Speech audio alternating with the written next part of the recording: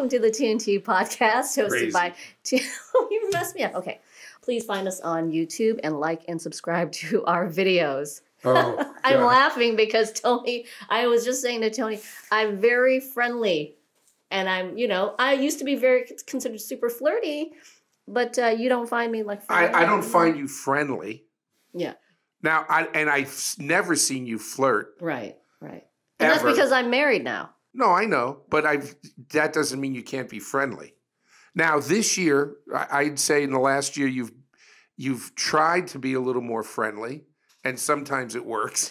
But yes, but I don't think anybody at work would think you're friendly. And that's I'm not knocking you. I'm just saying, like, what do you think of Tien? Well, she's a hard worker. I don't think friendly would be in the top 10. That's all I'm saying. When I was single, of course, I was on the mindset of, trying to get married, and I'm dating, and I used to date a lot. But to me, it was all sort of work. It's a process. So you do certain things, and I used to be much flirtier and friendlier when I was single. But now that I'm married, I've sort of turned off that part of myself because I'm just not the sort of person who has affairs or would ever give out the vibe that I'm interested in a human being other than as a friend. Oh, no, I don't. I get that. But I'm talking about the friendly part. I'm not talking about the flirty part. Right. That's cool that you're not flirty, because a lot of times, not just in an office setting, but when women are flirting and you kind of in just a casual thing, and you see, well, they're married with 2 kids. What's up with that? Right. I don't know. Or if I don't know them, if I'm with a group of people and they go, oh, Tony, this is Mary, and she's my friend from my work with Mary. If I'm at the coffee shop and Mary comes up and there's a little flirty going on, and I see the way and then I notice there's a ring on her finger, and I say to my friend, is Mary married? Oh yeah, she's been married. She has 2 kids. And I'm like, well, that's a little weird. Again, everybody has their own personality. I don't judge them on it, but you never put that out there. You never put and the funny thing is my husband and I don't wear wedding rings. And why wouldn't you? I stopped wearing a wedding ring because I do Taekwondo, and you can't wear it because I'm going to punch somebody in the face and scratch them. And I don't do that. And so my husband finds it uncomfortable. So neither of us wear wedding rings. So sometimes men do approach me, and I can see that, oh, you must think that I'm single. But how do you handle that? Oh, okay. So great story. So the last time I got hit on was fantastic. All right, hold on. I hear that thing. Okay. So my boss, Stephanie, got married recently. I would say she got married 2 years ago. So I go to the wedding by myself because my husband does not like to go out. It was actually the reception. So I go to this reception. It's at the Culver City Hotel. The valet is super handsome, and he's probably like 30 years old. So I go out to get my car, and he brings me the wrong car. He brings me a BMW, and I'm like, oh, I mean, I'd love for that to be my car, but it's not. So, oh my gosh, I'm so sorry. I'm really nervous. And so he comes around and brings my car and hands me the key, and he said, would you want to go out with me? And I was like, that is the nicest thing anyone has ever said to me, because you could be my child, and you are so handsome, and I would definitely do that, but I am married. But I was so thrilled that a young kid would ask me to go out with him, and he was super cute, and I thought, this might be the last time somebody ever asks me out. But you were nice to him. You didn't say like, fuck you. No, of course not. I was like so excited. I was like, oh my God, that is so nice of you to say. He probably thought I was a super weirdo. Right. But at least you handled it well. Yeah. You didn't handle it like I thought you would have. No. If that was a multiple choice, I would not have picked, oh, I handled it sweet and I thanked him. I love new experiences. Like one time I got arrested when I was young, and I got put in the holding tank, and I was so excited because they fingerprinted me. Yeah. What did you get arrested for? And how old were you? I had just gotten my license, so I was 16 years old, and I got arrested because we were shoplifting at a CVS, and I was with a kid who had a knife. It was like the Rambo hunting knife. I don't know what I pocketed, but as soon as we walked out, police people tackled him. They arrested me, put my hands behind my back, put me in the squad car.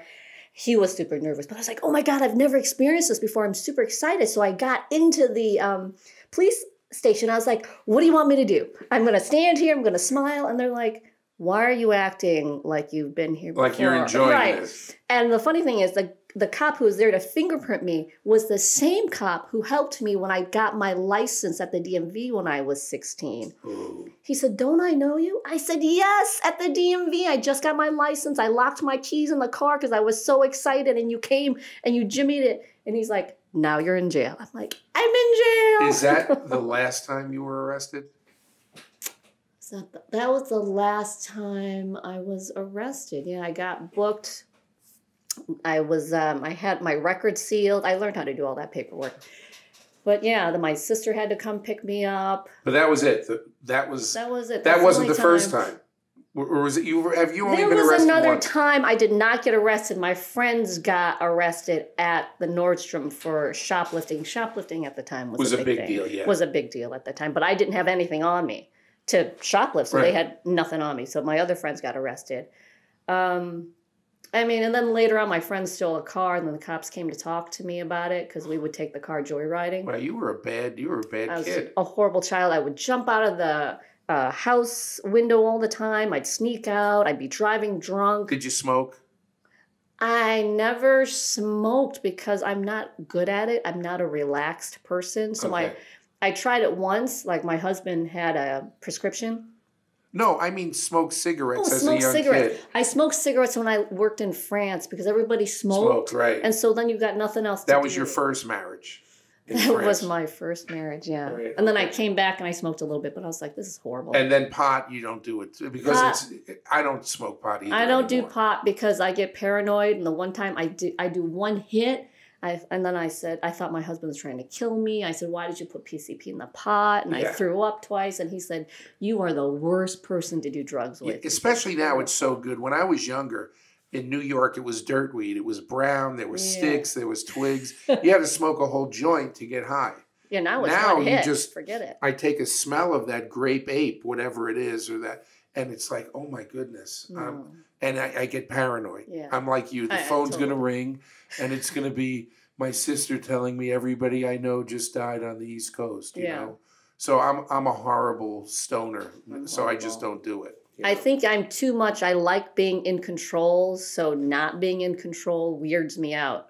So I cannot relax. I was arrested once in high school. There was a fire in the neighborhood. We lived in a very middle-class neighborhood, usually 2-story walk-up apartment buildings. I didn't live in a house. Right. And there was a fire in a house. And I walked by it about a week later, and I heard a hacksaw. Oh, my God. And I walked in and I said, what's up, man? And this guy, Ron, I'll never forget, he goes, oh, the owner's giving me money to take all the copper piping out. You got a saw? I go, yeah, I do. He goes, help me. I'll give you $10. So I went. I got my saw. Oh, my God. And my dad said, where are you going? I said, oh, I just met this guy, Ron. He's taking all the copper out of the house down the street. He goes, if you get in trouble, don't come asking me to get you out. I go, what trouble? The guy... You know everything at 15. Yeah, of course. Sure enough, we're taking the copper out. The cops come. Ron runs. I'm standing there with a bucket of copper saying to the cops, no, it's all cool. Ron said they arrested me. They took me to jail. They found him. They arrested him. And it just so happens my dad knew somebody who knew the owner who dropped charges. But I remember my dad coming to pick me up in jail. And the cop said, and I remember the cop's name, Ron. Oh. He goes, you're probably going to get off because they won't press charges. You're a good kid from a good family, but your dad's coming down. That's going to be tough because he just got off the phone with my dad. And that's the only time I was ever in trouble with the law, unlike you. Yeah. I know. Like they never came to me and asked me about a stolen car or anything like that. It doesn't make me nervous getting arrested. Who do we have today? We've got G. Charles Wright. He is a legendary casting director in Hollywood. He's casted a large number of TV and film projects, most notably, let me see. So he did Stand Against Evil. He did The Middle, Anger Management, and that 70s show. Oh, wow. And these casting guys are the guys we got to get to know. Why? Because they could cast us. I wanna hear about how he does that. How does he cast when you've got 20 guys that look exactly the same walking in? Like, what's the little nugget that you're looking for? Would it be weird if I asked, like, what do you see me being cast as? Because I mean, doesn't everybody always think they want to act? I Yeah. do. You mean, but the thing is, it's acting, so you don't have to be this character. You don't have to be from The Sopranos. What the fuck? What does that mean? You What know are you what I mean. implying? You know what I mean. No, but what are New they going to York? cast me as? A guy who owns a mobster. violin store? No. I mean, what? Right? So, A coffee what would shop. he cast me as? Okay. Can you Cop? act? Of course, can I act? Team. Are you saying, like, this is the only guy that you got? Who else do you Oh have no, in I there? got it. You know what? Next segment, I'll be a totally different person, and then you tell me. Oh, boy. So, all right, All we'll right. see. G. They call him G. Yeah. Oh man, really? Yeah, yeah. So, do you think he went as G whatever because he wanted to be called G? You know, when I first saw his name, G. Charles Wright, I thought he wanted to go by Charles, but There must be a Charles Wright. That's why he went he as added G. with the G. Oh, yeah, I guess so. So G. Charles Wright coming That's up. right. Okay, so we are here with G. Charles Wright, casting director for shows like Stand Against Evil, The Middle, Anger Management, and that 70s show. Welcome, G. Hi, thank you. Yay. It's a pleasure to be here in this garage. G.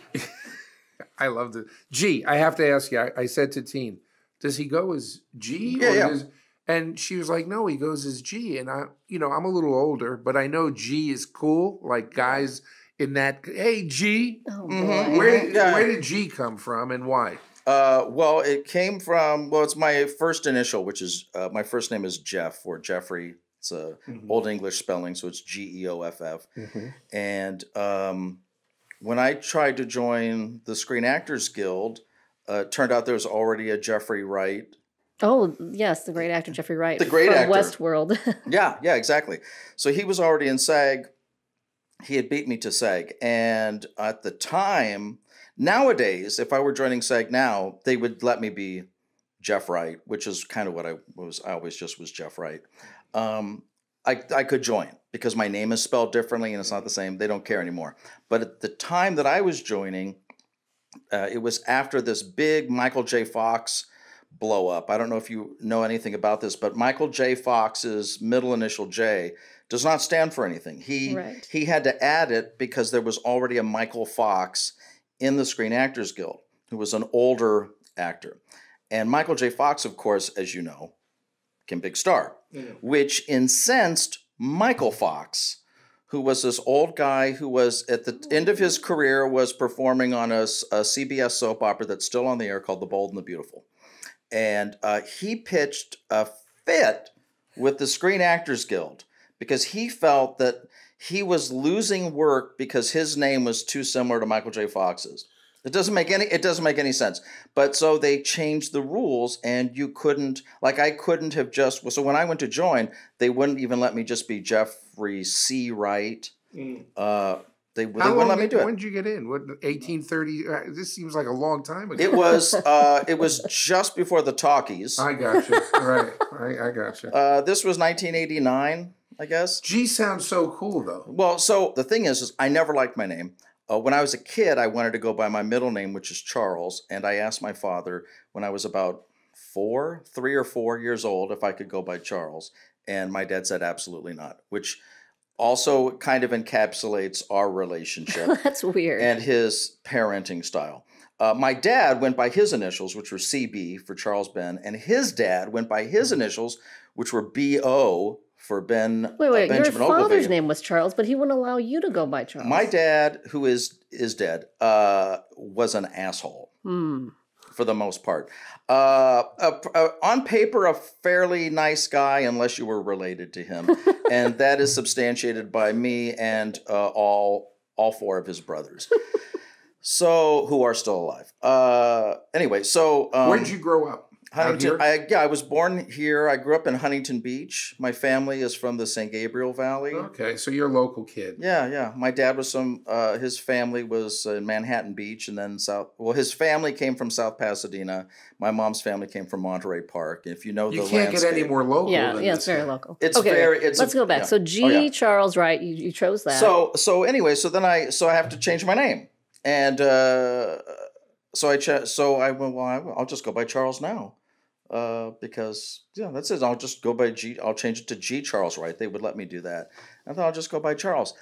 So, but in doing that, friends of mine started calling me G, ironically, because of what you just said about G, and it just stuck. Is G gangster? Is that Yes. what? Yeah. Gangster? You are so white. It's like sad. White and old. So those two things together really. Listen, harmless. I'm sitting right here too. But you're younger. Okay, so let me Probably start back. not. How did you get started as a casting director, going from an actor? So I kind of by accident, which is sort of the way I think most people used to wind up in casting, was by accident. It was kind of an accidental profession, which I also think is why we were incapable of unionizing until 2006. We've only been a union since 2006.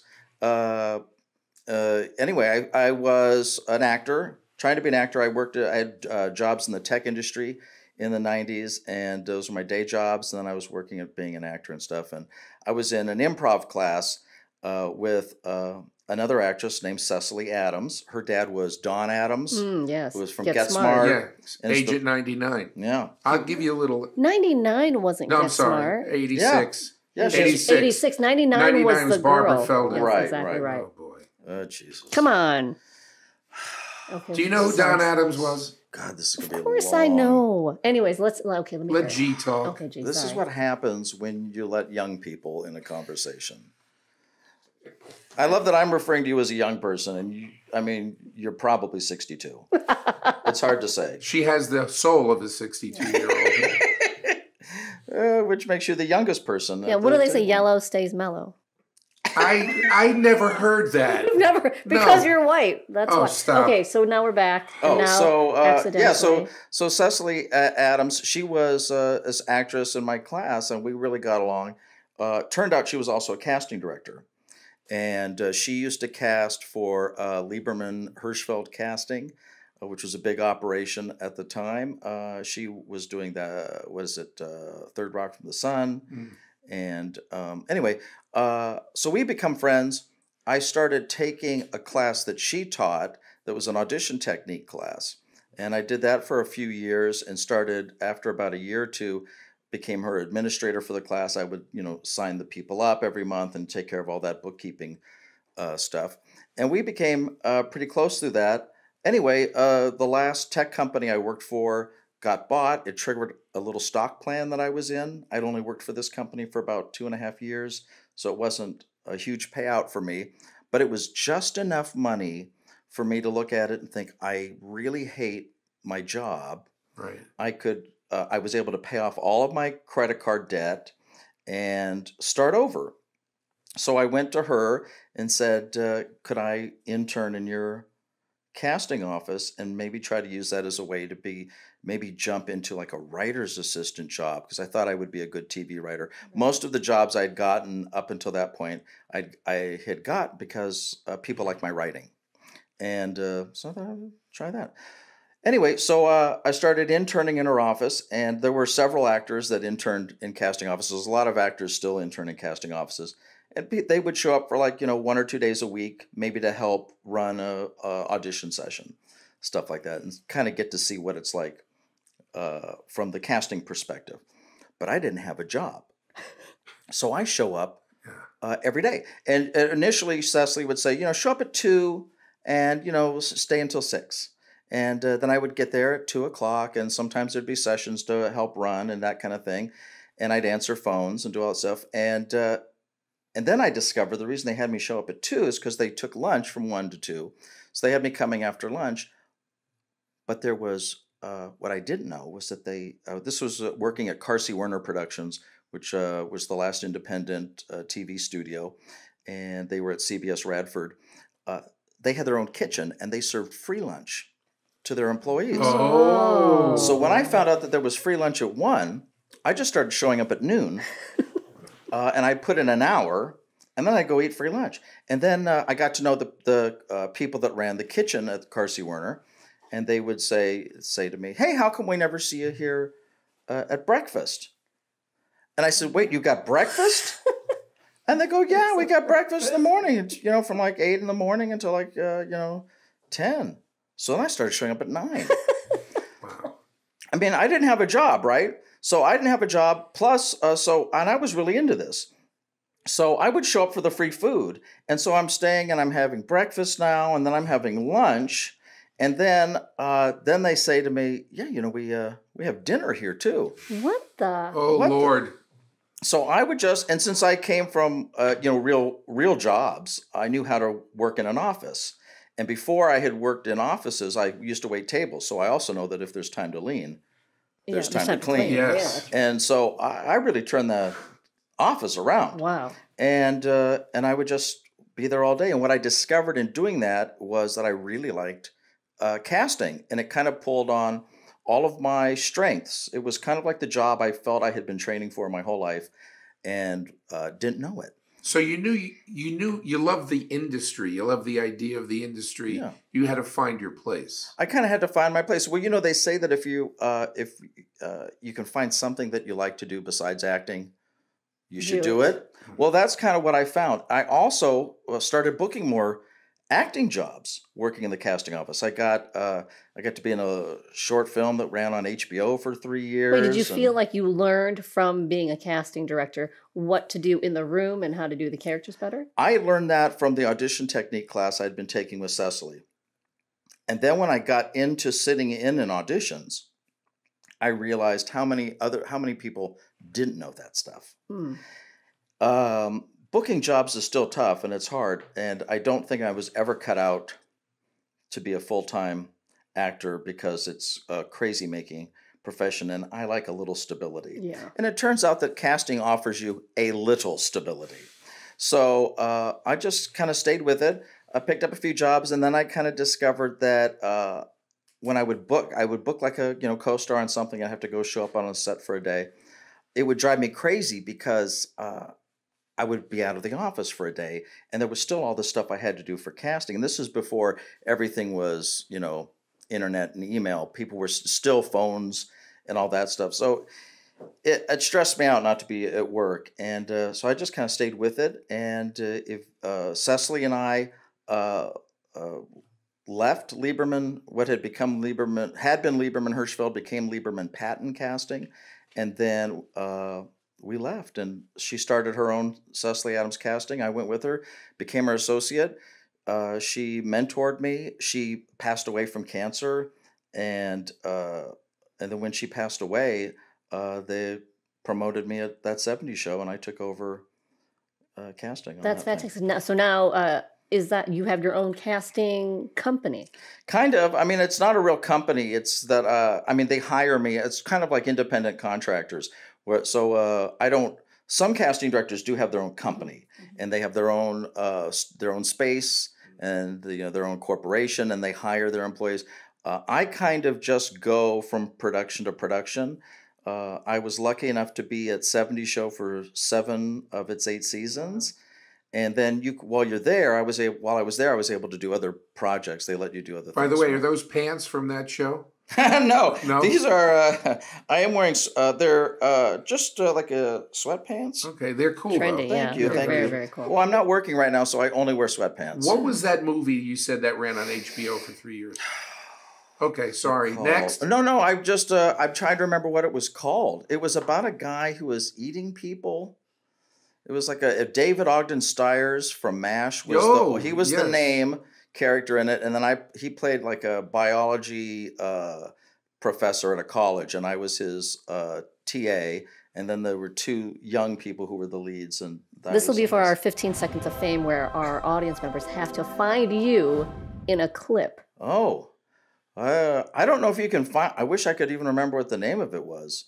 It was like Well, David that's like 20 Ogden Sears. We're years going to ago. look that up. It's like 20. I mean, David Ogden Sears is dead, so Yeah. it was a long time ago. But he was great in MASH. He was great in MASH, and he awesome. was great on that. It was a pleasure to meet him. I found him really You just don't exciting. remember the name of the show. Right. I'm sure if he were alive, he wouldn't remember the name of it either. It was 20 years ago. It was, After that 70s show, did you stay with the same studio, or how did you get on to the next Well, show? Carsey Werner Productions dissolved after 70 show ended. They stopped. Tom Werner is back, and now he's redoing Roseanne is now the Connors. Right. But so that ended, and I left CBS Radford and left Carsey Werner, and I ended up partnering with another casting director about 8 months after 70 show ended, and her name was Deborah Barilski. She was a big casting director for many years who did most notably Arrested Development.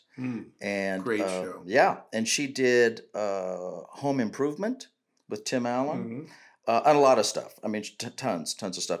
So she and I partnered, and we were partnered for about 3 years, and we just went for a solid 2 years, we just went from pilot to pilot to pilot to pilot to pilot. And then finally we did the middle together, and that got picked up, and we did the first season of that show together, and then we split our own ways, and she is now retired from casting, but as I understand it, she moved back to St. Louis, where she's from, and she teaches at a university, which is invaluable to anyone who's taking her class, because that's someone who can teach them about real world. When you're partnering with somebody you're casting, do you ever say, wow, this person hit out of the park, and they go, really? I don't feel, I don't. So how do you work through that creative thing? You think, I'm probably the only guy my age who loved The Middle. I watched it all the time. Oh, great. I live in a neighborhood where I'd see all the actors around. Neil was always walking around. The kids were always walking around. Yeah. I liked the show. It was corny enough. I liked it. Yeah, okay? All right. I don't have to defend it, okay, T? I got it. But we love it. I saw all these guest stars come on. All these, the cousin, the friend, the aunt, the uncle, the kid. Okay, I got it. All right. Somebody's casting these people, right? I'm sitting right here. They come into Priscilla's, they get coffee. They're certainly not assuming people. Right, yeah.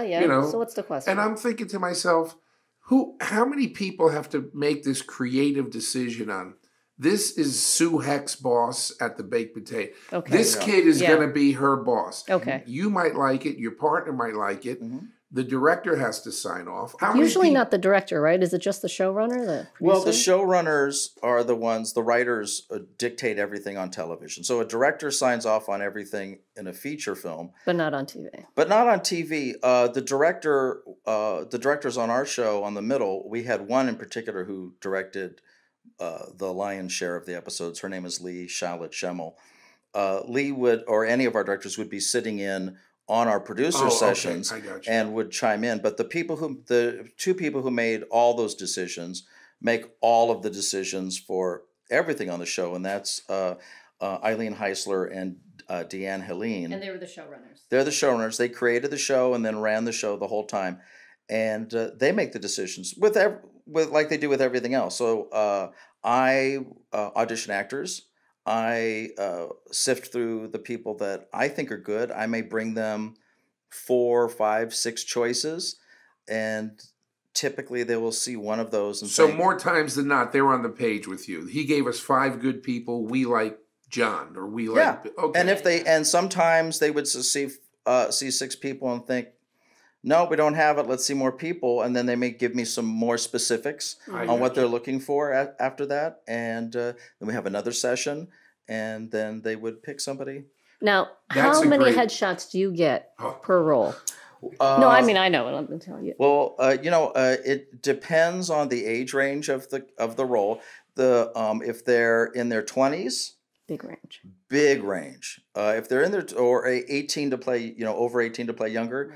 Huge range, usually more women than men, and you could get easily close to 3,000 submissions for one of those roles. But if it's like an older, we cast a lot of old people on that show. That's good. So if they're over 60, they're in their 70s. you might get 100 submissions, if that many, so it just depends on.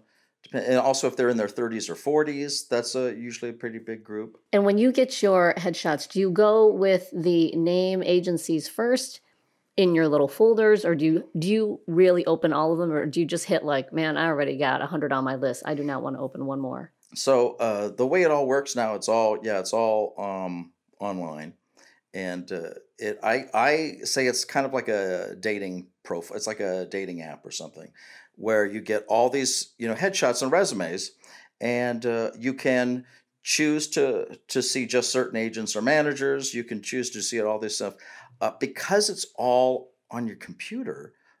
I just open the whole thing and I sort it alphabetically by last name. That way, if an actor has been submitted by an agent and a manager, those submissions will come up side by side, as opposed to just wonky. And I just roll. You take the time to go through all of them. It honestly doesn't take that much time. Oh. It doesn't take that much time because it's all online. It used to take a tremendous amount of time when I was doing 70 Show, because that didn't exist, and we would get hard copy headshots and resumes, and you would get them through through a delivery service in envelopes. So by the time you get all these, the envelopes could take days to come in. Most of the submissions, if you had, the big agencies and the managers who were really on top of stuff, would be calling your office and pitching people. You got to know which agents and managers had the best people for your type of show, and you could kind of slimline it down. But now it's so easy to look at everybody because they all come in within 24 hours. And are you checking credits as well and looking at the links? Yeah. For their acting reels? Man, you do take a lot of time. Well, I don't look at everybody's, but I will if I see something that looks good to me. If the more you do it, the easier it gets, and the more actors you know. So I will typically, when I go into a role, I'll have an idea of people that I already want to bring in. So I may be looking to fill a couple of spots, and I'll go through. And if I see someone that looks right, I look at their resume to see if they've got comedy experience, if they've got sitcom experience, if they've got stage comedy experience and training, if they've got a link, I can look at a few minutes of a link. And then I also have staff that help me with that stuff too. Sometimes, depending on the role and who is working for me, their taste level, I'll let them go through it and then show me their choices. And then I'll look through their choices and pare it down. You have a lot of power. People always talk about well, the actors, they know that casting people have a lot to do with it, right? Yeah. But a lot of people don't. Are you always casting, like when you go to your favorite coffee shop or you go to your favorite restaurant, if the server's fun and cool, do you see them like I could see them being an actress? Are you always looking for talent, or can you see talent? You know what I'm saying? Well, sometimes you see people that you think, oh, they're really fun and interesting and dynamic, and then maybe you bring them into an audition, and they're not so great. But you're not finding anybody at Schwab's anymore. At Schwab's? No, I'm not finding anyone at Schwab's anymore. Talk about old. Yeah. I'm just wondering. But I do go to the Body Factory to get a smoothie every now and again, which is right there at Sunset and Crescent Heights, and it does occupy part of what used to be Schwab's. So maybe sometimes when I'm at, but you haven't really discovered anybody where Tony wants to know. If you saw him, what would you cast him? I'm so no. Yeah. All kidding aside, can I just be serious with him for a second? I hang out at a coffee shop. A lot of non-industry people there. They think it's easy. Yeah. They think like, well, if you got the look and people, you could make it. I said, it's not really that way. Mm-mm. You might have the look and you might know people, but you have to be able to deliver, right? So yeah, that's right. But you see people all the time. You must see talented people who are miscast. Their agents sending them out for the wrong thing. Oh, yeah, sure, all the time. Do you correct these people? Do you tell them what they should be sending people out for? No. I stay in my lane because it's my job to know the difference. And it's not necessarily their job to know the difference. They're looking to get work for their actors. Right. Sometimes they're just throwing it against the wall. Sometimes they're just it's my job to know who's throwing it against the wall and who isn't. Right. So that helps me. There's agents you like and there's agents you don't like. Well, there's agents I like, there's agents I don't like. Will you take it out on their actors if you don't like the agent? No. Because that's human nature, right? Like this guy, Bill, what a pain in the ass. I don't even want to look at his stuff. No, because they might have just the person I need for this role. Yeah. But there's agents I like, there's agents I don't like, there's agents I don't know. So, Has there ever been anyone you've discovered who went on to become famous? Yeah, Eden Scher probably, because I cast her as Sue Heck. Sue Heck. Yeah. And she goes to my dentist. Oh, yeah. She's terrific. And we did a spin-off pilot for her at the end of last year that unfortunately did not get picked up. And I was really hoping that would go because I feel like she should just be on TV every week. Has there somebody you've turned down that you're like, oh, I didn't know they could? I don't know.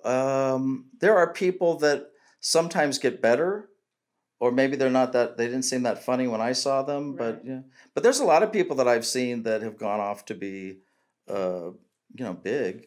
And then I also, my side job, I mentioned that I had taken this audition technique class that Cecily used to teach.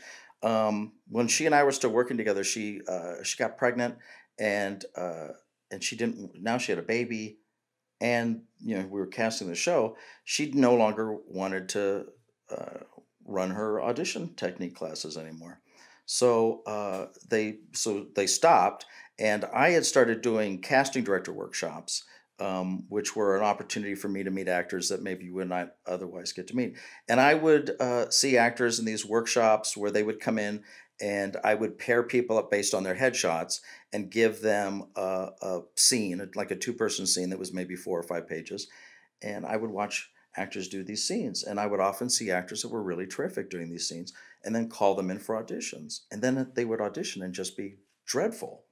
And I started thinking, well, is my taste so off that I'm seeing this? And then it hit me, oh no, these are good actors who have gotten really good at preparing a 2-person scene in a workshop because they're doing them 2 or 3 nights a week, every week, but they don't know how to audition. I need to start that audition technique class back up. So I talked to Cecily, I got her blessing on it, and we were working at 70 show, and we had an extra office space that was our file cabinet room. And I could fit, because back then you had all these file cabinets with all these headshots and stuff, and I could fit 8 folding chairs in there, and the producers let me run my class out of that space, and I started teaching the class with 8 people. What is 17 years ago. What's the key to that class? The key to it is understanding how to prepare your material for an audition, how to read the sides, and figure out what the writer is telling you about the scene and the characters, and then repeating that until you get it. Just like with anything else, like with any kind of athleticism, any kind of training, the more you understand the techniques of it and then practice those techniques properly, you get better at it. And so I've been teaching, started with 8 people. Now I have my own studio. I teach every Monday night. I have 18 students that I cap it off at. And then I've got a guy that teaches my class for me 2 more nights a week. To more people, and so they're breaking down the script and trying to figure out what the writer wants, and then how to translate that. Yeah, just how to do it. Well, because as adults, it's easier, I think, for kids because kids don't get caught up in overthinking stuff. Plus, kids haven't been overly trained or trained by people that don't know what they're talking about, and they're not quite as desperate. Yes, I think they're not quite as desperate, and kids are used to homework, right? You're always working on something. So kids able to read through something, and you say, what does your character want in this scene? And they're able to tell you. Whereas an adult actor starts thinking about other stuff, and so it's about the specifics of the scene, knowing what you want, what's at stake for you if you don't get it, what's happening to you in the scene, and then making your choices for your character that are based on that information instead of just pulling choices out of the sky. Most actors, I think, go to an audition and want to stand out.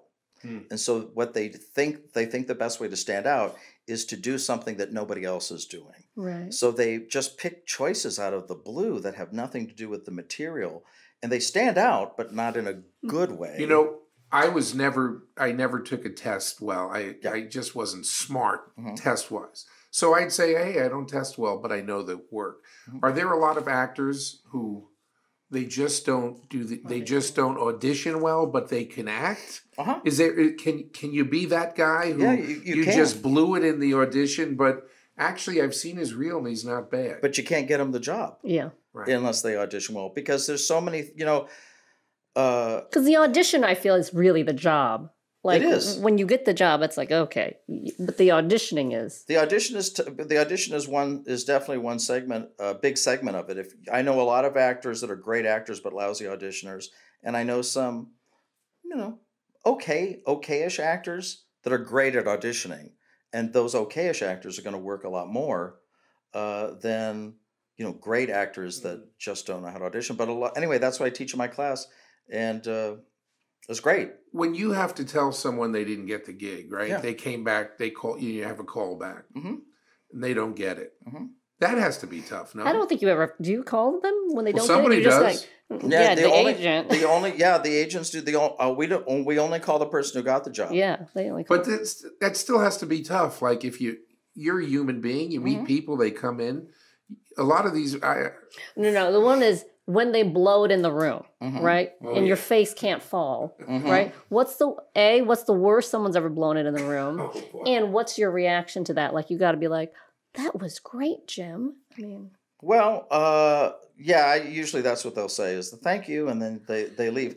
My reaction has changed over the years. So I would say when I was starting, I would try to have that face, that poker face. And now I will just turn to the producers and say, I don't know what just happened, but they were great before, or they were great at their pre-read, or I've seen them do stuff. I think that was an off audition. If you don't see anybody else in the session that you like, let's bring them back in. right. What I do is I hold the actors. So if there's 5 people coming to audition for a role, I keep all 5 of them there and I excuse them all at the same time. Because sometimes the first person who comes in, then they'll see 4 more people, and then the producers will say after they've seen everyone, I'd like to see that first person again. And now if they've already left, Right, then you're screwed. You're screwed. So I keep everybody there, and then I can go back out and say to somebody, you seem like you were a little off. You want to try it again? if someone's auditioning for a one episode thing on the middle or one of these, how long are their audition taken in the room? You know, how long will they be in front of you? How long do they have to make that impression? Not very long. That's why the specifics that I teach in my class are so important, because you've got that couple of minutes that you're in the room to where it's just you trying to make this scene come. I mean, an actor's lucky if he gets to read the scene twice, right? I mean, you get to do the scene once. Well, sometimes. Yeah. Sometimes you do it. Usually, if they like it, they'll ask to see it again to make sure that you can duplicate it. Or if they liked it, but there's something they want to tweak, they'll ask to see it again with an adjustment. So typically, if you just do it once, at least this has been my experience in casting television, if you've just done it once, they're probably not interested. Yeah, it's a pass. Yeah. What's the worst that someone's blown it? Oh gosh. And we like names. Drop it. I don't know. Usually they're sweating. They can't. Yeah, I don't know. Usually I see those like when I'm just doing pre-reads. Right. I've had a couple of those. I had a guy come in once to audition. I was doing a show called That 80s Show. It was not a direct spin-off of 70s Show, but it was from the same people. The Fox network had decided, because 70s Show was such a huge hit, that they wanted a new show. So they told the writers, we want you to do an 80s show, and they gave them about 2 months to write a script and then go right into production. They picked it up for 13 episodes, and then that was it. But I was auditioning a character that was a doorman at a punk rock nightclub, right. And his line was $5. That was it. Like the lead guy in the show comes up and says, "You know, want to come into the the club? And the guy says, $5. And then the lead guy says, oh, I just want to pop in and see if my girlfriend's here. I'm not staying at him. Punk rock music's not my thing. And then the guy says, $5 again. And this dude came in and just barked like a dog and growled and hissed for like a solid 20 seconds each before he'd say $5. And then when I was reading the other characters, the series regulars lines to cue him, he just kept growling and snarling. Now you laughed. That was the strangest. But I could have been the guy who said $5. It's just so $5. So they ended up cutting the part because the episode was running long. But for me, I would start laughing, but you. Oh yeah. Oh, I was laughing hysterically. I assume he thought that meant things were going well. When he was done, I did ask him to do it again. And he did it exactly the same way. Wow, he was good. He was committed. And the reason I asked him to do it again without any adjustment is because how do you adjust that? You don't. You don't adjust that. No. And so I asked him to do it again because I knew I would have to tell that story for the rest of my career. So here I am, still telling that story. Do you ever put a friend on you ever cast a buddy for? Yeah, I've brought actor friends in for parts that I thought they were good for, and then they have booked them. So my job isn't I don't get to just give them the role, but they do have to come in and audition for it. So that has definitely happened. Yeah, so tell your buddies at the coffee house, okay? They're not. It's not that easy. Yeah, it's not that easy. It's not that. Does Nurses Who Kill ring a bell? Oh yeah, sure. Is that the show? That wasn't the show with on HBO? Oh no, Nurses Who Kill. I wasn't in Nurses Who Kill, but I cast. Okay. I cast it. I cast that and a number of projects like it for a dear actress friend of mine who I also cast many times. Her name was Shanae Johnson. She died several years ago. Jesus, they're all dying around you. A lot of people. Literally, you could do an entire. No joke, an entire podcast about all the people that have died around me. Oh my god! I think it's him. She is. It is. She is. You're not looking. She's one of 3 of my close friends who all died within a couple years of each other, and 2 from heart attacks, 1 from suicide. And But Nurses Who Kill was one of her projects, and I did cast my friend Josh Brenner in that. Josh Brenner he plays a character named Big Head on a series called Silicon Valley, which is on HBO. I met him right out of college. He was referred to me by his agent to take my class. And I cast him in Nurses Who Kill. I cast him in another thing I worked on called Retroland. And something else too that we know, none of us got paid. Have you ever cast yourself? No, I've never cast myself. I can't cast myself. And I have... It's against the rules. I have been cast. I am the last... On that 70s show, I'm the last guest actor hired. In the second to last episode of the series, there are no guest cast. It's all the regulars. But in the second to last episode, the writers had this. There's one of the storylines was the parents on the show were going to sell their house. The wife wants to sell and move. Husband turns out doesn't really want to sell the house. So they have these couples come to look at the house, and there are 2 couples, and the dad shows them around and is really surly and mean about it and scares them off. So I cast those, and then the writers called one day and said, we were going to add a 3rd couple, and we'd like you to be that. Nice. So I did get to. I'm in the second to last episode of the show. So what are you working on now? Do you have any pilots you're working on? You're looking for a job? I'm looking for a job. All I'm doing is my classes, which you can find out more about at gcharleswright.com. Yes, perfect. Thank you. And we also have a Facebook page that's called G. Charles Wright's Audition Technique Studio. I was looking for a longer name, but I felt like that one was good. I wanted something that wouldn't fit on a marquee. And I felt like that was it. Last year... 2018 was my busiest year in casting. My 2 series that I was doing, The Middle and Stand Against Evil, both ended last year.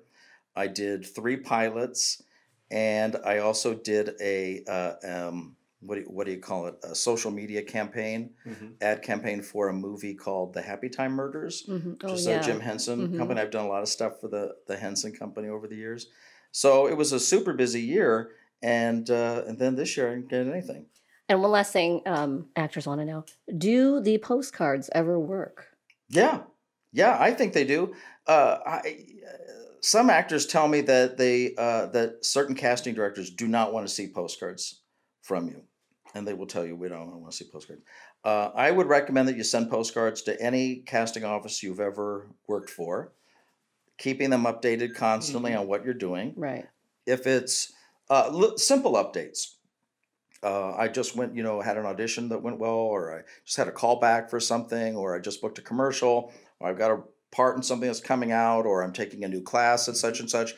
Theater over here, I paid my electric bill on the 12th. I'm working at Prosecco's Monday, Wednesday, and Friday night as a server. Whatever it is, I really enjoyed auditioning for you. Please keep me in mind Just for a stuff. little, it just gives a little ting to the... And send it, because if the casting director is adamant that they don't want to see your postcards, I got news for you. The casting director isn't seeing any postcards, but someone in their office is going through those postcards. Right.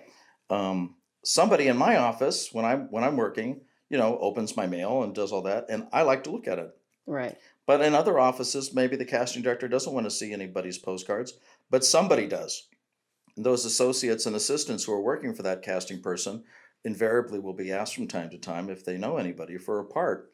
So if you know these people, send them. Good Team, advice. send those cards out. Send those postcards My kids out. don't act anymore. But great advice from G. Charles Wright. And visit gcharleswright.com to learn more about his audition technique class, which is going to be great. You're gonna I'm be still angry that inundated. you don't do kids, but that's okay. No, just adults. Just adults. Just adults. And the guy who teaches my classes, who you know, is John Keating. John Keating. And he has been with me for about 12 years. He's a great teacher. He's also a great audition coach. He used to work for Dee Wallace Stone, or she's just Dee Wallace again now, but she's a great acting teacher And and she is actress. still alive. I was going to say, at least she's still not alive. dead. Very much still alive. Well, she and I don't talk. That's She's why. dead to you. And- No. We and just. that's why she's alive. She is fortunate enough, I guess, not to be my friend. So yeah. Well, we want to thank G. Charles Wright for coming today. Very nice of him. Thank you so much. And I still don't know what he would cast me as. No, what would you cast? All right, I just could tell be him. at the Just door. tell him. $5. You see, that was great. $5. How about this way? Yeah. $5. Well, I've seen it done that Yeah. way. Yeah. All right. Thank you for listening to the TNT podcast. If you like what you've heard, please give us a like, or better yet, to subscribe to the TNT show on YouTube. If you want to join in the discussion or have a question, please add your voice to the comments section and try to find G. Charles Wright on that HBO short film. Oh, I just remembered the name of it. Food for Thought. Food for thought. Thank you. We Thank got you. it. $5.